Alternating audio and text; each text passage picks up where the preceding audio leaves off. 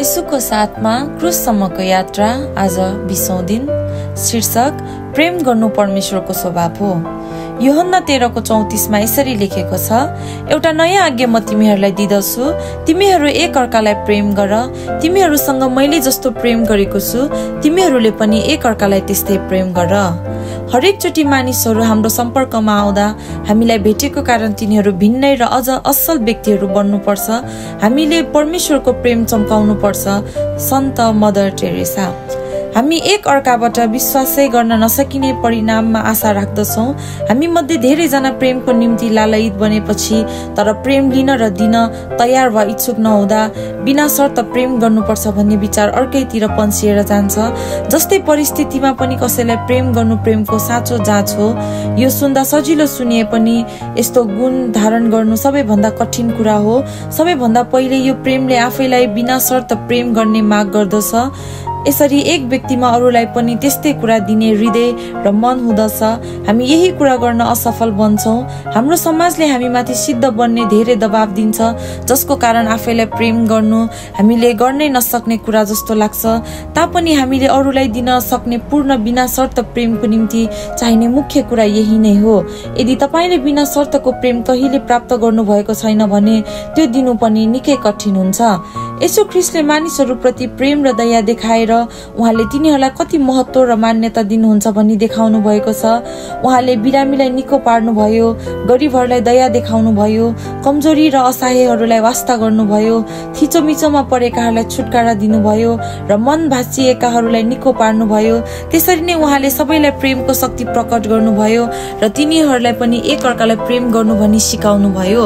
येशूले उहाँको शारीरिक जीवन चाँडै समाप्त हुनेछ र उहाँका चेलाहरूले उहाँको मिसन र सन्देश अगाडि बढाउनु पर्नेछ भनी राम्ररी थाहा थियो। त्यसकारण उहाँले तिनीहरूलाई त्यस्तो शक्ति प्रदान गर्नको निम्ति कठोर परिश्रम गर्नुभयो जुन शक्तिलाई पृथ्वीको कुनै पनि शक्तिले तोड्न सक्दैनथ्यो।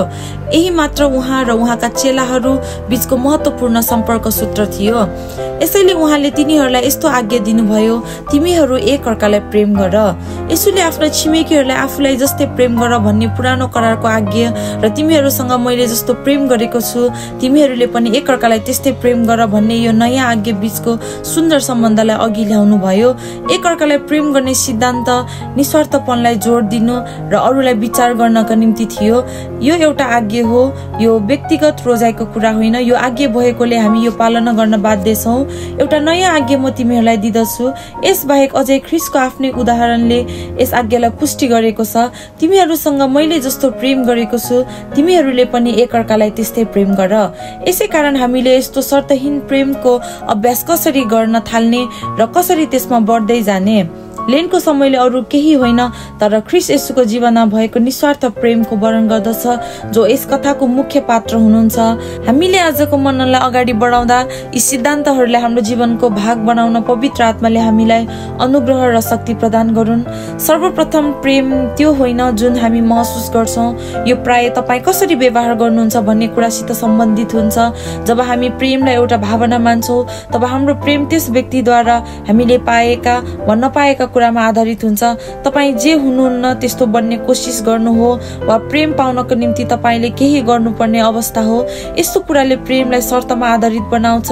तापनि यदि तपाईँले कुनै विशेष प्रकारले काम गर्नुहुन्छ र कुनै व्यक्ति विशेषकै प्रकारको होस् भन्ने आशा राख्नुहुन्न भने त्यस्तो प्रेम शर्तविहीन हुन्छ।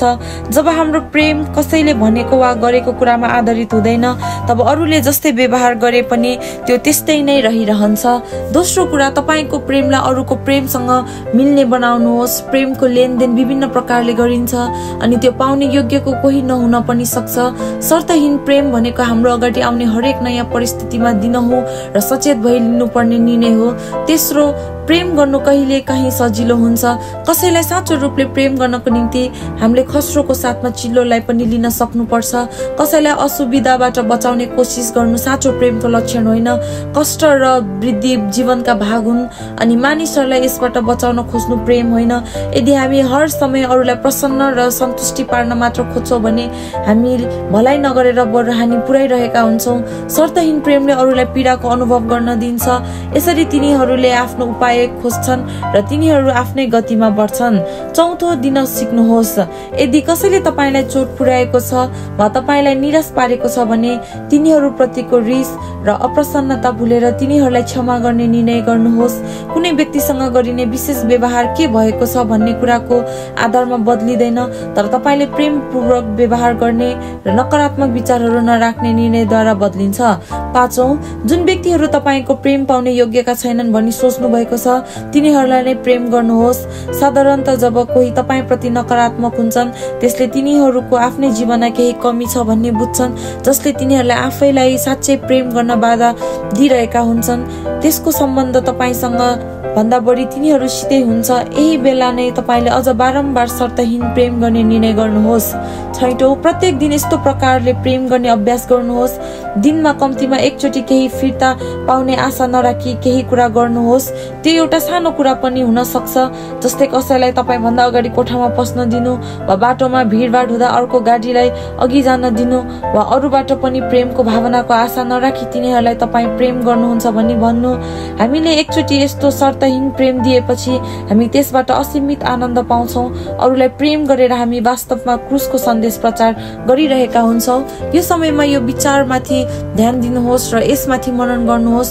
उहाँको उपस्थितिमा तपाईको मन र हृदय शान्त बनाउनुहोस् अनि उहाँको सहायता पाउन र स्वयं प्रभुको गहन समझ र अनुभवमा तपाईलाई डोर्याउन उहाँको सहायताको बाटो हेर्नुहोस्। हामी मनन गरौँ, प्रभुले मेरो मनभित्र हेर्नुहुँदा मेरो सङ्गी मित्रहरूप्रति ममा कति प्रेम हुन्छ? के यो आज्ञा पालन गर्ने अभ्यास र प्रभुले राख्नु भएको आशामा म निरन्तर बढिरहेको छु? परमेश्वरको प्रेम पाउन र अरूलाई त्यो प्रेम दिने कार्यमा बिस्तारै बढ्नको निम्ति म कुन व्यावहारिक कुराहरू गर्न सक्छु? जीवनमा लागू गर्नुपर्ने कुराहरू। आज म होशियारी साथ अरूलाई प्रेम र सेवा गर्ने मौकाहरू खोज्नेछु। त्यो कसैलाई एक गिलास पानी दिउँ वा नौलो व्यक्तिसँग मुस्कुराउनु पनि हुन सक्छ। हामी प्रार्थना गरौँ। प्यारो प्रभु, हामीलाई अरूलाई प्रेम गर्ने कुरामा बढ्न सहायता गर्नुहोस्।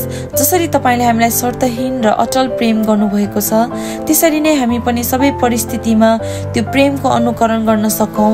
येशूको नाममा प्रार्थना गर्दछु, आमेन।